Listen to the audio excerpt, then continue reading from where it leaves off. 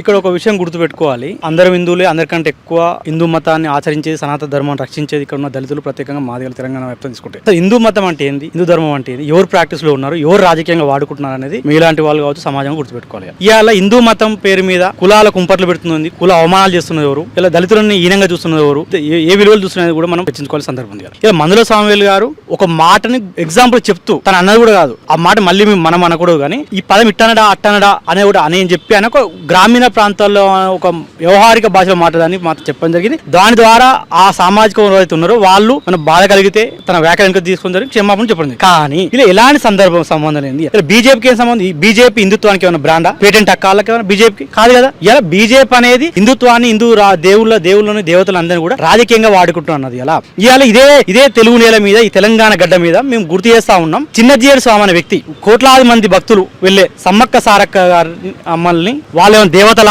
వాళ్ళు ఒక ఆదివాసీలు అని చెప్పి అవహేళన మాట్లాడిన రోజు ఈ బీజేపీ కానీ ఈ రోజు సనాతన ధర్మ ముసుగులు వచ్చి ప్రజల మధ్య వైషమ్యాలు చిచ్చు పెట్టడానికి వస్తున్న వాళ్ళు ఎక్కడ పోయారని మేము గుర్తు చేస్తా ఉన్నాం. ఇదే ఇక్కడ ఎన్నో చోట్ల కులం పేరు మీద హత్యలు జరుగుతా ఉన్నాయి, దళితుల మీద హత్యలు జరుగుతా ఉన్నాయి, ప్రేమ వివాహాలు చేసుకుని చంపుతా ఉన్నారు. ఆ రోజు హిందూ సంఘాలు కావచ్చు, ఈ బీజేపీ లాంటి పార్టీలు ఎందుకు ముందుకు రాలేకపోతున్నాయి? ఇలా ఏం జరగని దానికి కేవలం ఇక వాళ్ళ ఎజెండా కూడా ఉత్తర భారతదేశంలో ఎలాంటి అభివృద్ధి చేయరు, కేవలం మతం మీద కులాల కుంపట్టు పెట్టి అధికారానికి వచ్చే సందర్భంలో ఈ రోజు కేవలం తెలంగాణ కూడా అధికారం రావడం ఎప్పటి నుంచో కోరిక ఉంది వాళ్ళకి. ఆ కోరిక నెరవేర్చుకోవడం కోసం ఈ రోజు ప్రత్యేకంగా మాదిగల పక్షపాతిగా ఉంటూ ఎస్సీ వర్గీకరణ చేసినటువంటి గౌరవ ముఖ్యమంత్రి రేవంత్ రెడ్డి గారి ప్రజా పరిపాలన అస్థిరపరిచి కులాల కుంపట్టు రాజేసి ఇక్కడ ఏదో జరిగిపోతుందనే ఒక డైలామాని క్రియేట్ చేస్తుంది. ఎందుకంటే కేవలం ఇలా బీజేపీ నరేంద్ర మోడీ గారి దేశవ్యాప్తంగా ప్రపంచవ్యాప్తంగా పడిపోతా ఉంది. కారణం ఇలా ప్రపంచ యుద్ధాలు జరుగుతున్న సందర్భంలో ఇలా మనకంటే ఒక ప్రత్యేకమైన విదేశీ విధానం ఉంది. ఆ విదేశీ విధానంలో వైఫల్యం చెంది ఈ రోజు మన గ్యాస్ కొరతతోటి లేదా పెట్రోలియం కొరతతోటి చాలా సంఘర్షం లోనవుతున్న సందర్భంలో ఇవన్నీ ఎత్తుగడలను పక్కదారి తీసుకోవడం కోసం కేవలం అసందర్భంగా సంబంధం లేని అంశాన్ని ఇలా మందుల స్వామివేలు గారు కేవలం దళితులు మాదిగా అనే వ్యక్తి మీద పెట్టి